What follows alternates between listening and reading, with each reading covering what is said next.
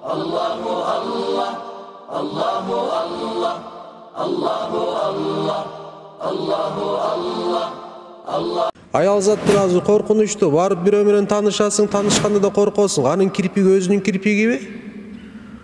Көзүнүн тиги эмеси, түсү өзүнүн түсүбү? Кыскачасы азыр эсептесек да туура эмес болуп калат могу жерде, ыйык жерде отурабыз дегендей. Туурабы? Бирок чындыгында бул баягы эмеге айланып кетти.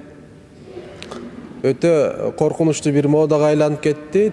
Мисалы кайсы бир өлкөлөрдө жаңы жыл дейм, баягы туулган күнүнө белек катар эмнелерди беришет экен? Пластическая операция. Белек сүйүнөт да, мага белек берди. Эмне берди? Пластикалык операция белек берди. Эркектердин талабы канчалык деңгээлде шар'ий болсо, аялдар да ошого жараша калыптанат, туугандар. Түшүнүктүүбү? Сенин талабың канчалык деңгээлде шар'ий болсо, алардын жүрүм туруму ошончол деңгээлде шар'ий болот. Себеби алардын да муктаждыгы бар да бир эркекке түйүү. Демек, бул сулуулук салондордун көбөйүп кетүүсү, булардын жасалма баягы ар кандай нерселерди кылуусу, тигиндей мындай дегенде канчалык деңгээлде аялзатка биз асылып, же аялзаттар ошондой экен, булар ооба сулуулукка жакын болот, алар тигинде болот, мындай болот. Азирети пайгамбар бул тууралуу хадистери бар, башка тийбей эле коеюн, бирок сенин да салымың бар деген маанисинде сүйлөп атам мен. Сенин да салымың бар. Эгерде сен буларды анчалык деңгээлде өзүң үчүн маанилүү кылбасаң, балким алар да бул нерсеге барбайт эле болуп атат. Сен кулк мүнөз адеп ахлагына карабай калдың да, ошон үчүн аялзаттын кулк мүнөз адеп ахлап менен эч кандай бир эмнеси жок, иши жок.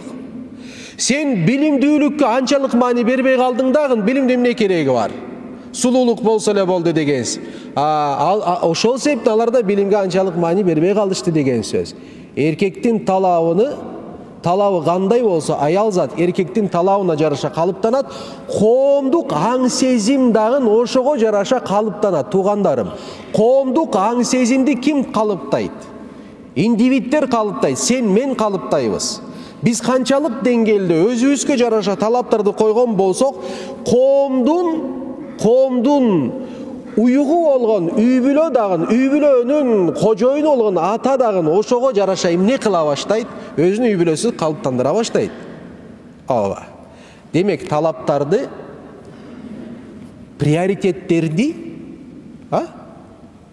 туура тандап туруп, приоритеттерди дагы туура иреттеш керек деген сөз, туугандарым. Буну бизге ким көрсөтөт? Аллах көрсөтөт. Алланын элчиси көрсөтөт, дин көрсөтөт. Тиги философ, же тиги психолог, же тиги коучер, же тигиндей мындай эмес. Алла жана Алланын элчиси. Динибиз. Жана динди туура түшүнгөн аалымдар жана мазхабтар. Маселе болду, туугандар.